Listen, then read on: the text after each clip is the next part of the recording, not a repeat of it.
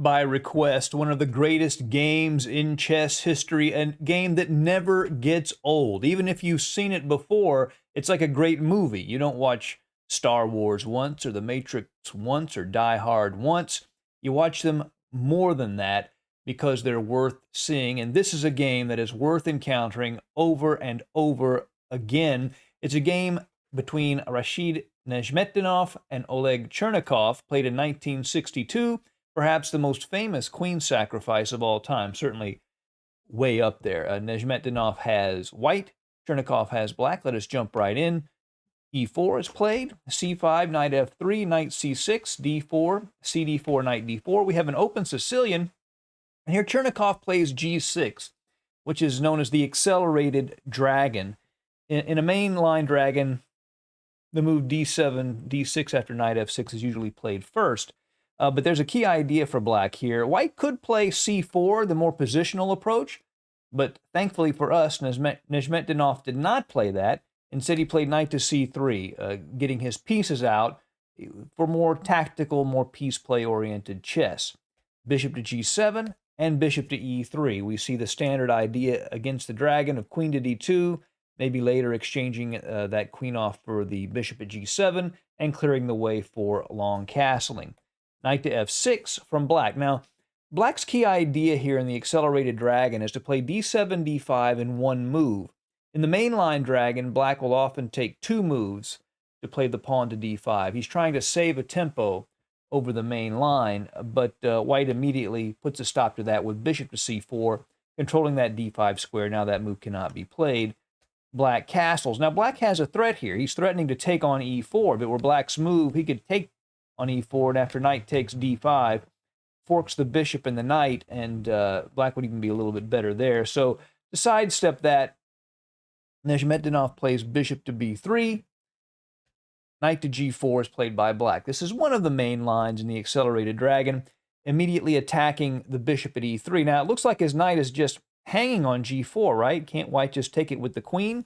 Well, when white does that, and that is what was played in the game, this is the main line, he now is removing a defender of the knight at D4. So black can now capture here, which he does.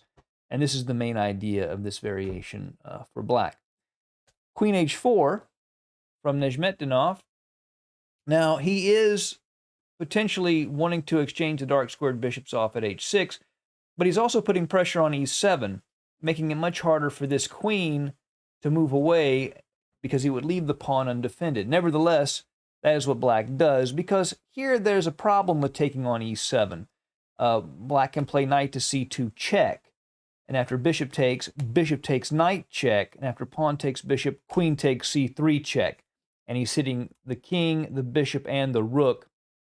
So white would play king to E2 to save that rook, and then queen to C2 check. Now, this is actually probably a fairly equal position because black is way behind in development here, but white doesn't want to get into that position. So he doesn't take on E7. Instead, he castles. Now he is threatening to grab the pawn at E7 because this knight takes C2 move would not come with check. So bishop to F6 is played. Black is defending E7 and attacking the queen on H4. Now, probably the most natural move here is to play queen to H6, and that is a reasonable move. There's nothing wrong with that move. It's a good move. But fortunately for us, Nezhmetdinov, a very sharp, very tactical player, plays a move that must have been a real shock to his opponent. Now, this has been played 8 times since this game was played, but this game was the original game. He plays queen takes bishop. Queen takes bishop at F6, which looks like just a ridiculous move. I mean, it's not like there's a mating attack here. There's no forced mate or anything. Why would he do that? Well, if black takes the queen now, then after bishop to D4, black is actually in some trouble. The real advantage here for white is he has 3 minor pieces developed, and black's pieces, except for his queen, are all on the back rank doing nothing.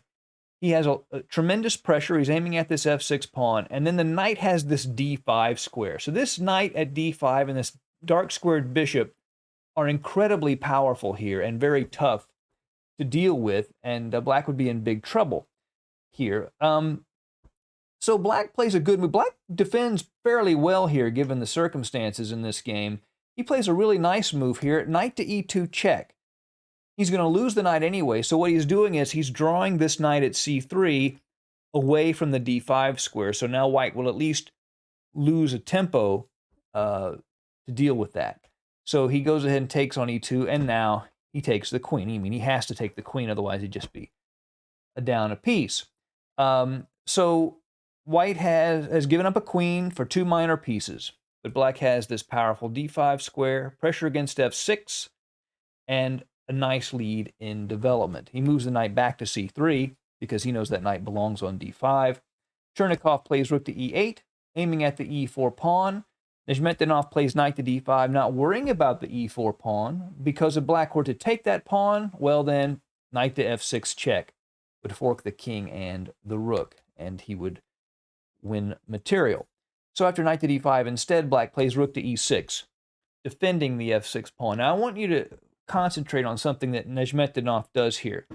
In chess, one of the strategies is you find the weakest square in your opponent's position and you attack it with everything. So in this position, f6 is a very weak square, probably the weakest square. Watch how Nezhmetdinov attacks f6. It's really tremendous. I mean, it's a real lesson in chess strategy. Of course, he plays bishop to d4. That seems obvious enough. King to g7, adding a second defender. But how to put more pressure on f6? How do you do it? Well, watch this. Rook a to d1. Pretty simple, just a stair step. Rook a d1, d3, f3. And I'll be hitting f6. And there's very little black can do to stop this. He has to kind of sit and watch it happen. d6, rook to d3, continuing that journey. Bishop to d7, and rook to f3. Now the knight, bishop, and rook all attacking the weak f6 pawn and square. Black plays bishop to b5, attacking the rook at f1, and Nezhmetdinov could play c4 here. That's perfectly fine, but instead he plays the bishop back to c3, hits the queen, forcing it to move. The queen goes back to d8, trying to add some defense to the f6 pawn, but it can be a little trouble there too. So white goes ahead and plays knight to f6. Now he's opened up this beautiful long diagonal for this bishop at c3. This knight and bishop are really really menacing here. And if he takes with the rook, then bishop takes f6 check. It's the king and the queen, and after material gets exchanged off on f6, white has a winning endgame. Up a pawn, the weak d5 square, pressure on d6. White just has a huge advantage in that position. And if black takes the rook at f1, then knight to g4 check, which is a discovered check, and there's no good answer for black. If he plays king to g8, then bishop takes rook. And if the rook gets taken, boom, knight to h6 is checkmate. The knight hits the king, the bishop controls these squares, the rook controls the f-file. Black would be mated in that situation. And if he plays f6, he just loses the rook outright.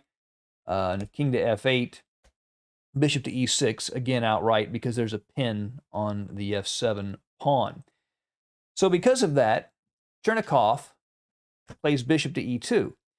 Now this is actually a very good move. Not only is the rook at f3 more valuable than the rook at f1, but this bishop is really nice on this diagonal. It helps put some pressure on g4, and there's a key defensive idea that he's not quite able to execute that comes with this bishop e2 move. A knight to h7 check is played by black. Now, if he plays king takes h7, the most obvious move here is rook to h3, with the idea of king to g8, rook to h8 mate. See how the bishop protects the rook, and the king has nowhere to go. But in that case, what black would have done is play bishop to h5. That's another key idea for the bishop coming to e2. That would have blocked this pathway, and black would be starting to fight back in that position.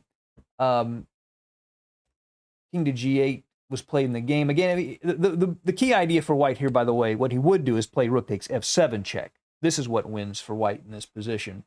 King to h6, bishop g7, king to h5, bishop takes rook. And now the king finds itself in all sorts of mating patterns. If bishop takes rook, then g4 check. If king to g5, f4, and now bishop to f6 check, attacking the king and the queen, and with the queen recaptures the bishop. Instead of retaking the queen, just rook to h7 as mate. So that wouldn't work, and if the king goes to h4 instead, then bishop f6, you would retake the queen, but you have your winning endgame here, attacking the bishop, and when the bishop moves, you take on g6. So that would be a winning situation. He can't take the knight. Long story short, he can't take that knight. So he plays king to g8 instead. Now rook to h3, again, potential threats down the h-file. So here we see black try to deal with this dark squared bishop. And he uses every creative tool he has at his disposal to try to neutralize this bishop. And white does everything he can to protect the bishop. It's a real interesting strategic battle. So black plays rook to e5. Again, taking this rook just doesn't work. Threats of mate, and he would just lose too much. So he plays rook to e5 here to block the bishop. He's up material, so he's okay giving back an exchange. White plays f4. If I'm going to get the rook, I'd rather exchange it for a pawn instead of this nice bishop. Computers say rook to h5 is the best defense here. White's still better, but that might give black a chance. He takes on f1 here. King takes f1. And here, in order to, again, he wants to deal with this bishop, rook to c8 with the threat of rook takes c3, neutralizing that bishop. He'd love to give up a rook for that bishop because it's so ferocious. But white does not want to give up that bishop. So he plays bishop to d4. And by the way, just for the record, pawn takes rook was good enough to win. But bishop to d4 is played. So now black plays b5, creating a hook at c4 for his rook to land on. So now the rook would force the bishop off of this diagonal, or white would have to trade off his light squared bishop, which was also very powerful, in order to get rid of that rook. So black really wants to give up a rook for a bishop here. Nezhmetdinov plays knight to g5, aiming at the f7 pawn. Rook to c7 defends that pawn. And now we see a beautiful combination. When he plays it, just like the queen takes bishop move earlier, it looks like a mistake, but in fact, it's really an amazing tactic. He plays bishop takes f7 check. Now, it looks like he's just giving up two well-developed minor pieces for a rook, which is usually a mistake.